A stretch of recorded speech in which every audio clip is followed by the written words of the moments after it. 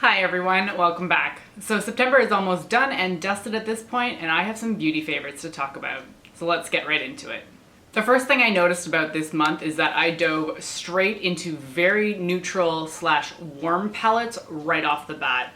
I just wanted to be using all the warm and rusty shades that I'd kind of been putting off wearing throughout the summer. I mean, you could say I was using a lot of like peach tones, but it's not quite the same as like the warm and true rusty colors that I really love to wear.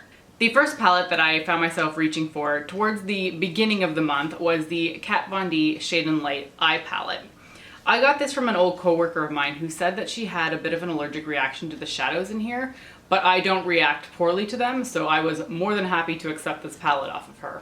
I'm sure that everyone is more than familiar with this palette at this point, but it's not one that I spent a lot of time getting to know kind of intimately. I'd kind of use it a little bit and then just kind of put it aside and moved on to the next palette because I've got a lot.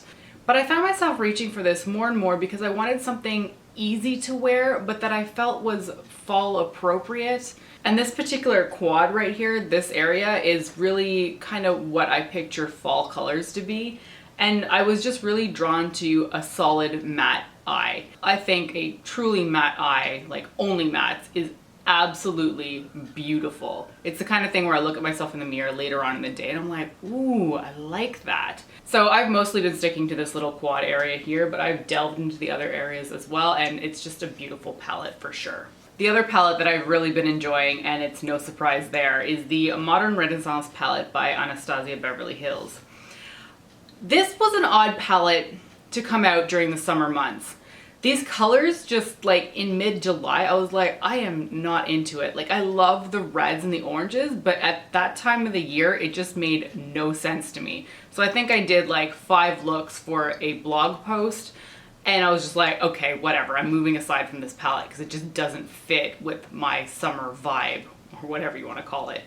So September hit and I'm like, yeah, I need to delve back into this palette because it's beautiful.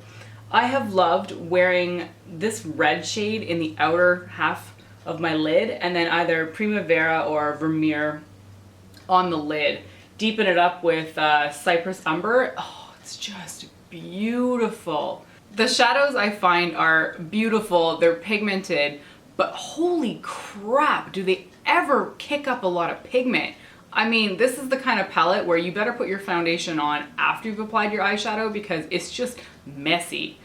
The looks are beautiful. I've loved everything I've created with it, but yeah, there's a lot of powder kick up and fallout from this one, that's for sure. I actually used to think that the Shade and Light palette had a lot of kick up, but it's nothing compared to this one. But anyway, these palettes have treated me well all throughout September.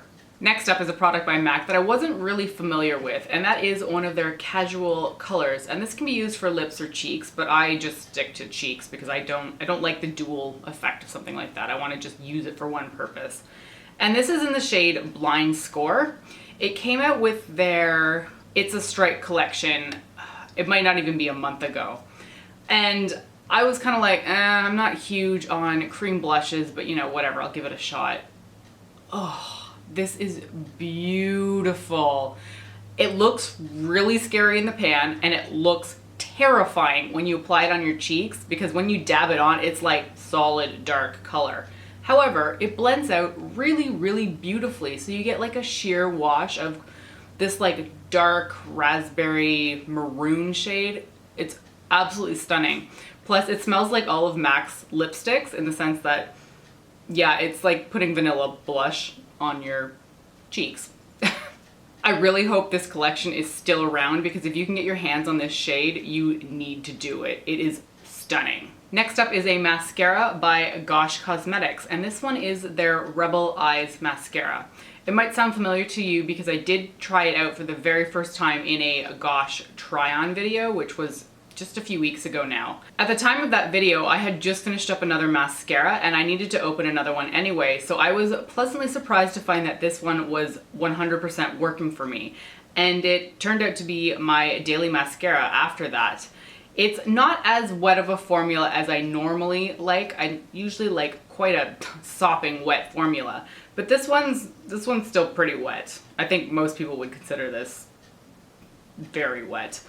It's got a bit of a curved angle, but that's not what the really interesting part of this is.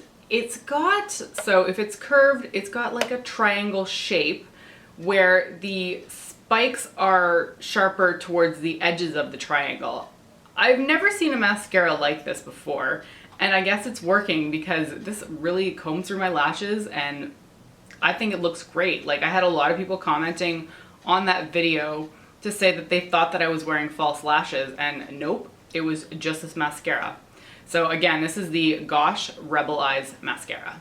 Last up for makeup, I have a product that I wasn't overly keen on the first time I tried it, and that is the Quo Precision Brow Pencil in the shade Taupe. This one is not dissimilar to the Anastasia or the NYX Micro Brow or the whatever the Anastasia one's called. It's a really skinny pencil, so that makes it really easy to define your brow hairs if you don't have them. But the one thing that I really liked about this one, and even more so now, I've noticed it now that I've repurchased the NYX Micro Brow, is that this one is a lot creamier, which means that it's a lot easier to apply to your brow area. I can get a much more defined tail when I use this than if I use the NYX Micro Brow. Now, I really like the NYX Micro Brow in Taupe because I feel like it's a very good color match for me. I just find this Quo Taupe one is very, very warm, which can work for me in the summer when I've got a little bit more color on my skin, but I think it's gonna be a little bit too stark in the winter as I start to lose that tan. So I really wish that Quo had a bit more colors in this range because I really think there's only the taupe shade and a brunette shade, but this applies a lot better than the NYX Micro Brow, which I never thought I would say. So if you think that this kind of pencil color would work for you and you like the NYX Micro Brow, but you think it's a little bit too stiff to apply, you might want to give the Quo one a shot. All right, next up is not a makeup item, but I had to talk about it because I saw it in the grocery store and I was like, yep, I'm in. And that's the mini wheats in the pumpkin spice flavor. I do prefer this more as a snack than actually for breakfast because I do find it is quite sweet, but it tastes exactly how you want a pumpkin spice mini wheat to taste. It's delicious, it's wonderful, and I am down with pumpkin spice everything, so I am not ashamed to admit that I was super excited to see this.